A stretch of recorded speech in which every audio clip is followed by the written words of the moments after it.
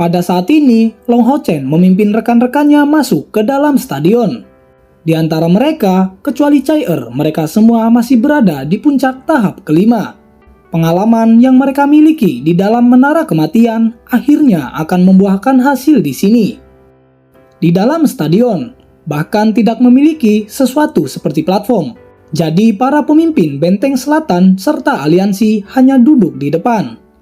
Melihat hampir semua orang telah tiba, Ling Xiao maju ke depan kemudian mengucapkan beberapa kata pembuka. Selanjutnya, hanya dengan lambaian tangannya, kompetisi ini telah resmi dimulai. Agar pertandingan berjalan dengan adil, pemilihan lawan dilakukan dengan pengundian. Ini adalah kompetisi antara pemburu iblis. Persaingan sangat ketat sejak awal. Para pemburu iblis yang bersaing terutama merupakan ahli dari langkah ke-6. Pertempuran berlangsung dengan cepat, dan perbedaan kekuatan seperti yang diharapkan menjadi faktor penentu. Di dalam pasukan Long Hao Chen, orang pertama yang dipanggil adalah Chen Yinger. Keberuntungannya masih cukup bagus kali ini. Lawannya merupakan penyihir elemen air dari tingkat 8 langkah ke-5. Pada awalnya, semua orang yang melihat penampilan Chen Yinger yang tampak seperti gadis kecil, mereka semua memandang rendah kekuatannya. Namun, setelah dimulainya pertandingan, orang-orang yang memandang rendah Chen Yinger ini dengan cepat terkejut. Tidak ada yang mengharapkan babi kecil yang dipegang Chen Yinger merupakan binatang ajaib. Selain itu, kemampuannya benar-benar mengesankan. Dengan kemampuannya, Maido berubah menjadi iblis beta. Dan pada saat itu juga, penyihir tersebut dikalahkan dengan begitu mudah. Chen Yinger keluar sebagai pemenang. Kompetisi terus berjalan. Dan meskipun pertarungan sebelumnya benar-benar luar biasa, kompetisi ini membuat semua orang memprioritaskan keuntungan pribadi mereka. Dengan demikian, setiap orang akan mengabdikan diri mereka pada tujuannya masing-masing dan tidak terlalu memperhatikan orang lain. Pertandingan putaran pertama dilakukan dengan cepat, dan 7 anggota dari pasukan Long Hao Chen sebenarnya cukup beruntung karena tidak bertemu dengan pemburu iblis yang sangat berpengalaman di tingkat komandan. Mereka pun semua sudah melewati babak pertama dengan sangat mulus. Ketika 70 pertandingan pertama selesai, hari sudah siang, dan pada sore hari putaran kedua dilanjutkan.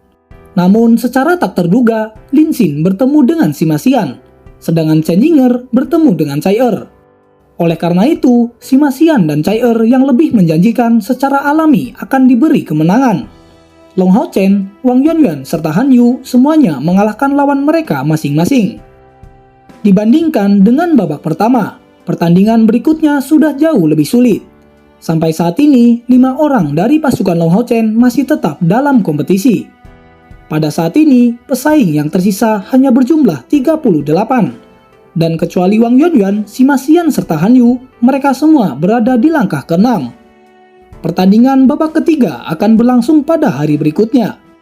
Kali ini, Long Hao Chen bertemu dengan Wang Yuanyuan, dan kemenangan secara alami diberikan kepadanya.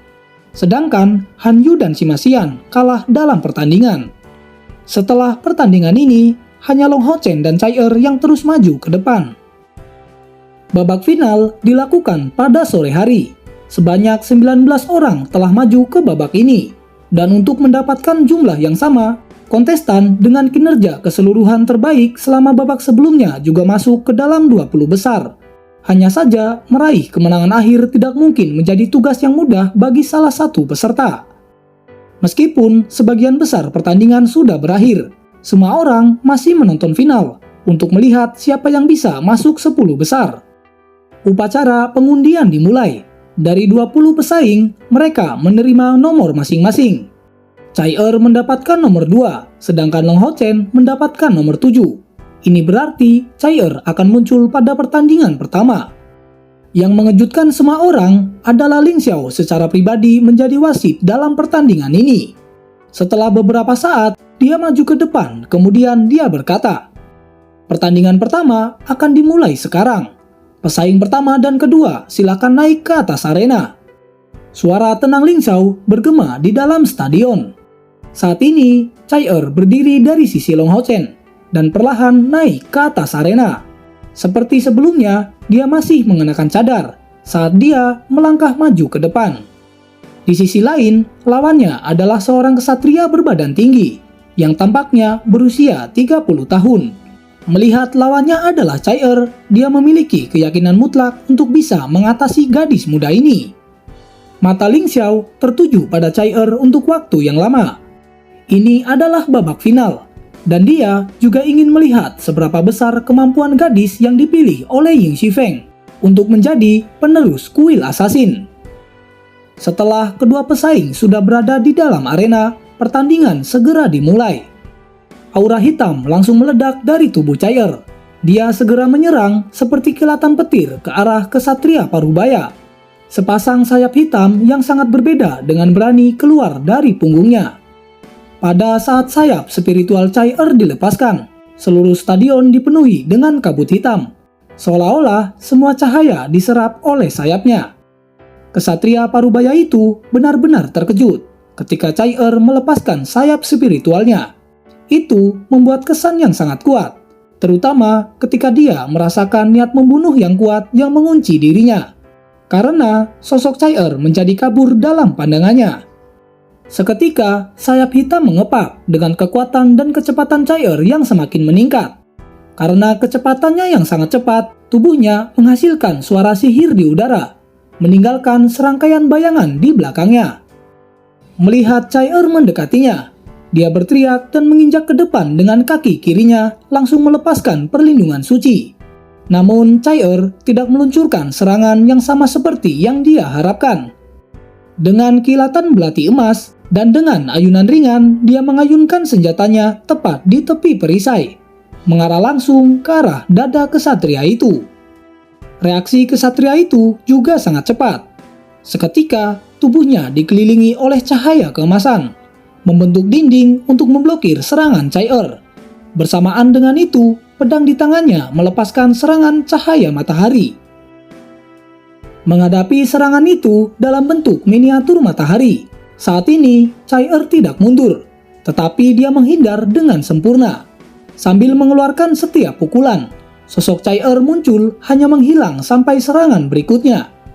Kemampuan tambahan penetrasi belati emasnya benar-benar efektif. Meskipun ksatria itu sudah bertahan dengan sekuat tenaga, dia benar-benar tidak mampu menahan serangan dari Chai-Er. Namun tepat saat itu, suara wasit terdengar dan menghentikan pertandingan tersebut. Itu karena pertandingan ini sama sekali tidak seimbang. Chai-Er benar-benar mendominasi. Bahkan dia tidak menggunakan kemampuan yang kuat dalam melakukan serangan. Itu semua hanya mengandalkan kecepatannya. Jika itu adalah musuh, mungkin sudah lebih dari 5 kali dia memiliki kesempatan untuk membunuhnya. Ketika mendengar wasit menghentikan pertandingan, ksatria itu tersentak untuk waktu sesaat. Tetapi setelah itu, dia juga sadar atas kemampuan lawannya. Dengan ini, Chai-Er menjadi orang pertama yang memenuhi syarat untuk memasuki surga fana. Pertandingan berakhir, dan setelah 2 pertandingan berikutnya, sekarang Long Hao Chen yang memasuki arena. Lawan Long Hao Chen merupakan summoner wanita, tampaknya berusia di atas 30 tahun. Melihat Long Hao Chen naik ke atas panggung, mata Ling Xiao langsung menyala. Sedangkan di sisi lain, Han Qian juga duduk tegak. Penampilan dari Chai-Er sudah bisa disebut menakjubkan. Tetapi bagaimana dengan Long Hao Chen? Setelah kedua pesaing sampai di arena, pertandingan segera dimulai. Dengan cepat, summoner itu memanggil binatang ajaib dengan ayunan tongkat di tangannya. Seekor macan tutul putih muncul di depannya dan seketika melompat maju menyerang ke arah Long Hao Chen. Tidak berhenti sampai di situ. Pada saat macan tutul melompat ke depan, pemanggilan kedua sudah selesai. Kali ini yang keluar merupakan monster beruang api dari tingkat ke-6. Sedangkan di sisi lain, Long Hao Chen tidak bergerak sedikit pun dari tempat aslinya. Dengan kedua pedang di tangannya, dia dengan tenang melihat 2 binatang tersebut. Ketika macan tutul putih akan mencapainya, dengan sedikit gerakan menghindar disertai dengan ayunan pedang, binatang itu langsung terpotong menjadi 2. Sedangkan beruang api maju ke depan dengan kecepatan penuh. Saat ini dia mengamuk ke arah Long Hao Chen. Di sisi lain, Long Hao Chen tidak menyia-nyiakan gerakan sedikit pun. Dengan hasil latihannya di dalam menara kematian, dia memiliki pemahaman bertarung yang luar biasa. Menggabungkan setiap gerakan dari awal hingga akhir dengan gerakan sempurna. Dan akhirnya, monster beruang api dalam sekejap dijatuhkan dengan begitu mudah.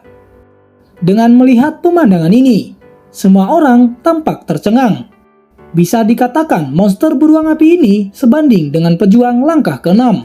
Tetapi itu hanya bertahan selama 2 detik melawan kesatria muda ini. Dengan kata lain, Long Hao Chen hanya butuh waktu 2 detik untuk membunuhnya. Sesuai dengan yang diharapkan, summoner wanita ini tidak menyerah begitu saja. Dia berpikir jika Long Hao Chen tidak bisa menangkapnya, maka pertandingan akan menjadi seri. Namun dengan mengandalkan kemampuan menarik dari tungku roh miliknya, sangat mudah bagi Long Hao Chen untuk menangkap summoner tersebut. Dengan demikian, pertandingan ini Long Hao Chen menjadi pemenang akhirnya. Bersama dengan Cai Er, dia memenuhi syarat untuk memasuki surga fana. Waktu berlalu, kompetisi akhirnya sudah berakhir. Sekarang hari yang ditunggu telah tiba.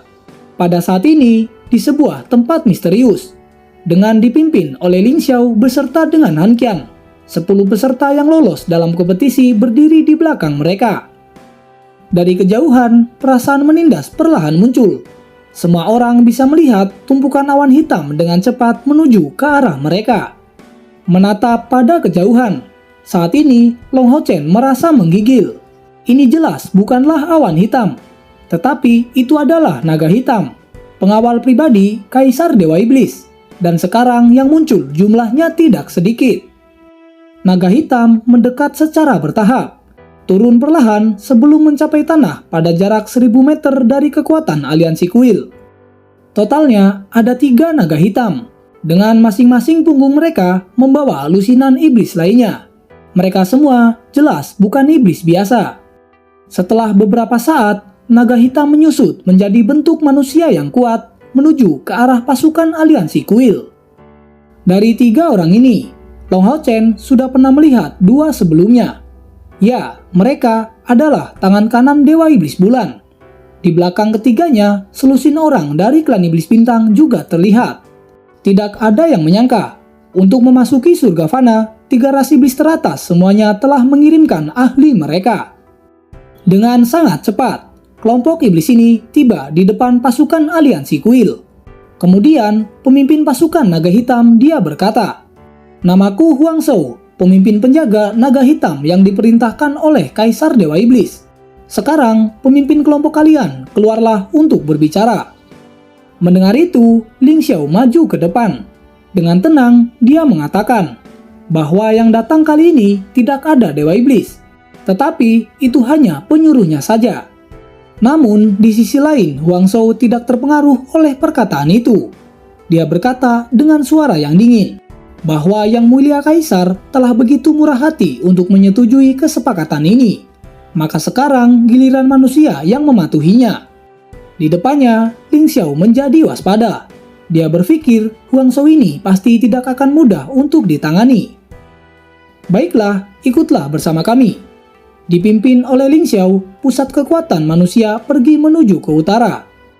Huang Shou juga memimpin pasukannya, mengikuti dari belakang kelompok manusia dengan waspada.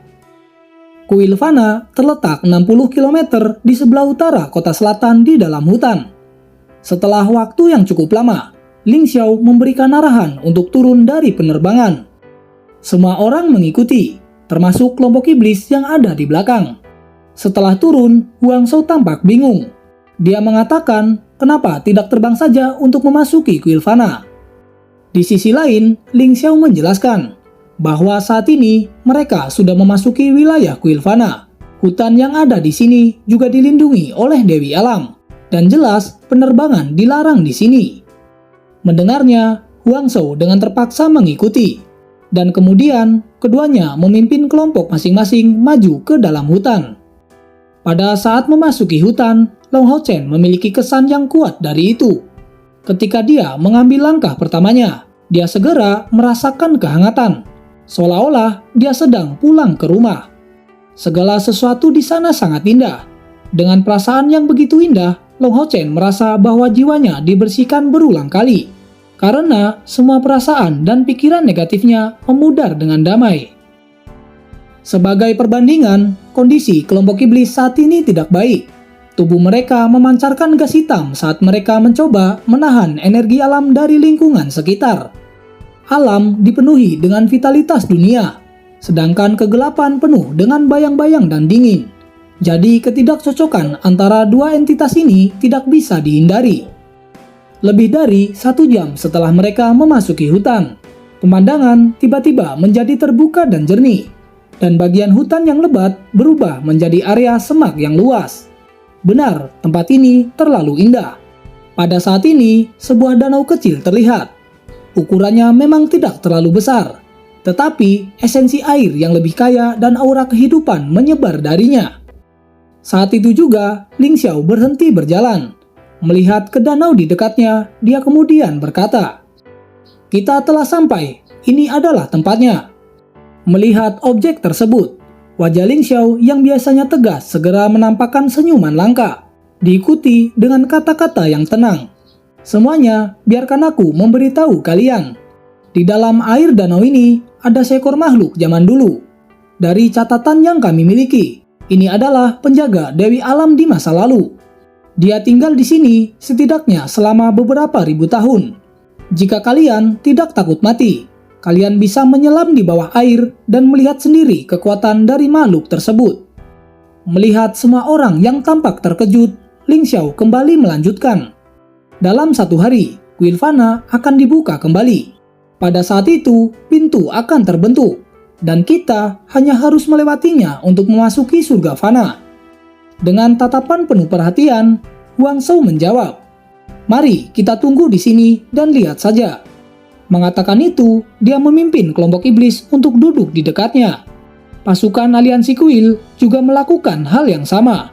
Semua orang duduk berturut-turut menunggu pembukaan kuil fana. Waktu berlalu, sehari dan 1 malam telah mereka lewati. Tiba-tiba, pada saat matahari terbit naik ke atas langit, sensasi yang luar biasa melewati kepala semua orang. Mereka semua segera melihat ke arah tempat terjadinya perubahan.